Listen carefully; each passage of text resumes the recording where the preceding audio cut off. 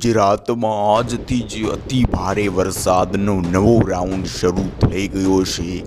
તો દર્શક મિત્રો, આજે તારીખ થઈ છે 16 ઓગસ્ટ અને વાર થયો છે શનિવાર। આજના તાજા હવામાન સમાચાર જાણીએ। આજથી જ નવા વરસાદી રાઉન્ડની શરૂઆત થાય છે, એટલે કે 16 થી 24 ઓગસ્ટ વચ્ચે જે નવો અને અતિ ભારે વરસાદી રાઉન્ડ આવવાનો હતો તેનો આજે છે પ્રથમ દિવસ। આજથી જ ગુજરાતના ઘણા બધા વિસ્તારોમાં અતિ ભારે વરસાદો શરૂ થઈ જશે। પરેશભાઈ ગોસ્વામીએ આગાહી કરી છે કે આજે સિસ્ટમ લગભગ મહારાષ્ટ્રના વિસ્તારોમાં આવી જશે અને આજ રાત સુધી કે કાલે સવાર સુધી આ સિસ્ટમ ગુજરાતના વિસ્તારોમાં પ્રવેશ કરી જશે અને શરૂ થઈ જશે ગુજરાતમાં મેઘ પ્રલય, એટલે કે મેઘ તાંડવની સ્થિતિ ગુજરાતના વિસ્તારોમાં જોવા મળી શકે છે।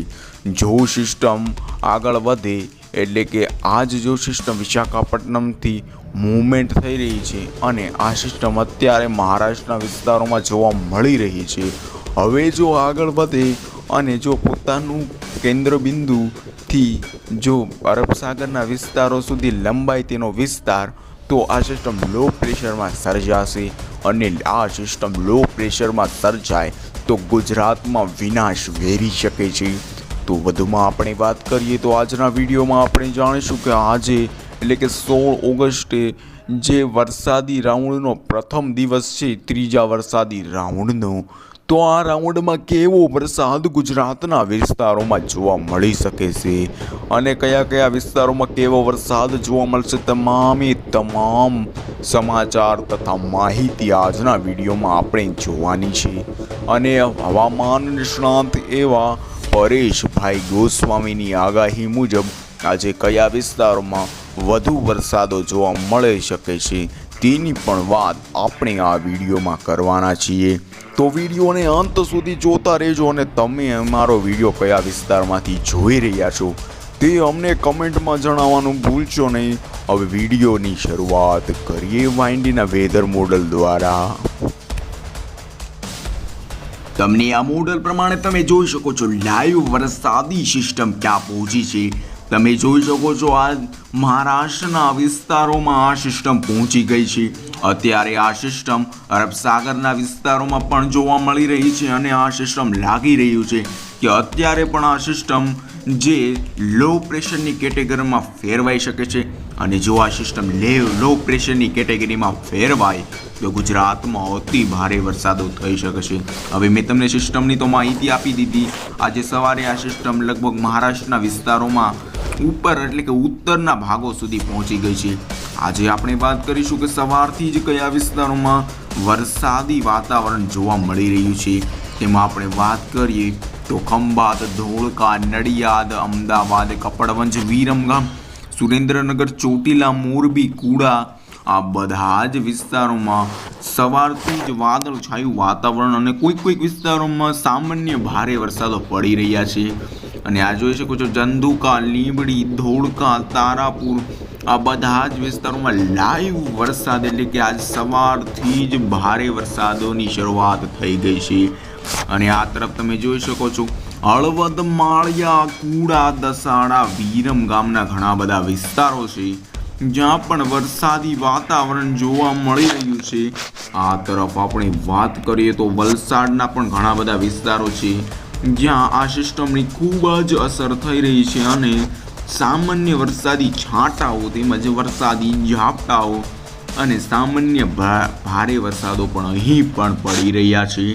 હવે આપણે આજે બપોરના સમયની વાત કરીએ તો આજે બપોરના સમયે લગભગ સંપૂર્ણ ગુજરાતમાં સામાન્યથી ભારે વરસાદો શરૂ થઈ જશે। તેમાં આપણે સૌરાષ્ટ્રના વિસ્તારોથી શરૂઆત કરીએ તો મહુવા, ઉના, વેરાવળ, અલંગના વિસ્તારો છે જ્યાં લગભગ 2 થી 3 ઇંચ સુધીના આજે વરસાદો પડી શકે છે। આ તરફ વધુમાં વાત કરીએ તો ભાવનગર, બોટાદ, અલંગના વિસ્તારો તેમજ આ તરફ આપણે ગઢડા, રાણપુર, બરવાળા, ચોટીલા, જસદણ, રાજકોટ, ગોંડલના વિસ્તારો છે જ્યાં સારા વરસાદો પડી શકે છે। બરવાળા, ભાનગઢ, ગઢડા, વલ્લભીપુર તેમજ જસદણ, રાધનપુર સાઈડના ધંધુકાના વિસ્તારોમાં પણ આજે સામાન્ય વરસાદી તેમજ ભારે વરસાદો પણ કોઈ ક્ષેત્રોમાં પડી શકે છે. જૂનાગઢ, અમરેલી, ભાનવડ, પોરબંદર, સલાયા, જામનગર, દ્વારકામાં આજે બપોર બાદ વરસાદી ઝાપટાઓ પડી શકે છે. એટલે કે કોઈ પણ ભારે વરસાદો આ વિસ્તારમાં નહીં જોવા મળે. આપણે હવે વધુમાં વાત કરીએ તો આ તરફ તમે જોઈ શકો છો કે હળવદ સાઈડના વિસ્તારો છે, સુરેન્દ્રનગર સાઈડના વિસ્તારો છે. આ તરફ આપણે જોઈએ તો મોરબી, કુડા, સુરેન્દ્રનગર, વિરમગામ તેમજ નડિયાદના ચોટીલાના વિસ્તારો છે, જ્યાં ભારે વરસાદો પડી શકે છે. એટલે કે 3 થી લઈને 5 ઇંચ સુધીના વરસાદો અહીં ખાબકી શકે છે. હિંમતનગર, મહેસાણા, રાધનપુર, પાલનપુર, ખેડબ્રહ્મા, ડુંગરપુર, થરાદના વિસ્તારો, વાવ, થરાદ, આબુ રોડના ઘણા બધા વિસ્તારો, સિહોરી, આ તરફ ભીનમાલ સાઈડના વિસ્તારો, સંચોરી, થરાદના વિસ્તારોમાં પણ આજે લગભગ 3 થી લઈને 4 ઇંચ સુધીના ધોધમાર વરસાદ ખાબકી શકે છે. બનાસકાંઠામાં પણ કાલના દિવસે 3 ઇંચ સુધીના ધોધમાર વરસાદો ખાબક્યા હતા. આ તરફ બનાસકાંઠા છે, સાબરકાંઠા છે, છંછોરા સાઈડના બારમેર, બિકાનેર, રાજસ્થાન લાગુના વિસ્તારોમાં પણ આ સિસ્ટમની અસર જોવા મળી રહી છે. આ તરફ પાટણ, ખેડબ્રહ્મા, વલ્લભીપુર તેમજ સિદ્ધપુર, આ તરફ તમે જોઈ શકો છો લગભગ ગુજરાતના તમામ વિસ્તારોમાં સામાન્ય ભારે વરસાદો પડી રહ્યા છે. ગાંધીનગર, દાહોદના વિસ્તારો, બળવાની, નંદુરબાર, છોટા ઉદેપુર, ડાંગ, નવસારી, વડોદરાના વિસ્તારો તેમજ સુરત તેમજ ડાંગ, નવસારી, આહવા તેમજ વલસાડના વિસ્તારો, કપડવંજ, આ બધા જ વિસ્તારોમાં આજે સામાન્યથી ભારે વરસાદ જોવા મળી શકે છે. આ તરફ કચ્છના વિસ્તારોની આજે વાત કરીએ તો કચ્છના વિસ્તારોમાં પણ આજે ભારે વરસાદો જોવા મળી શકે છે. અદેસર, રાપર, માનફરા તેમજ ભચાઉના વિસ્તારોમાં આજે ભારે વરસાદો જોવા મળી શકે છે. બાકીના વિસ્તારોની આપણે વાત પણ કરીએ તો ગાંધીધામ, ભુજ, ખાવડા, લખપત, નળિયા એટલે કે બાકીના સમગ્ર કચ્છમાં સામાન્ય વરસાદો જોવા મળી શકે છે. તો મિત્રો, આજના આપણે વિડીયોમાં જોયું કે આજે ક્યાં વરસાદ પડી શકે છે. હવે આપણે આજે રાત્રિના સમયની વાત કરીએ તો આજે લગભગ રાત્રિના સમયે જોઈ શકો છો તમે ગુજરાતમાં સામાન્ય ભારે વરસાદો રાત્રિના સમયે પણ શરૂ હશે. આજે વરસાદી રાઉન્ડનો પ્રથમ દિવસ છે અને પ્રથમ દિવસમાં જ ગુજરાતમાં સારા એવા વરસાદ નોંધાઈ શકે છે.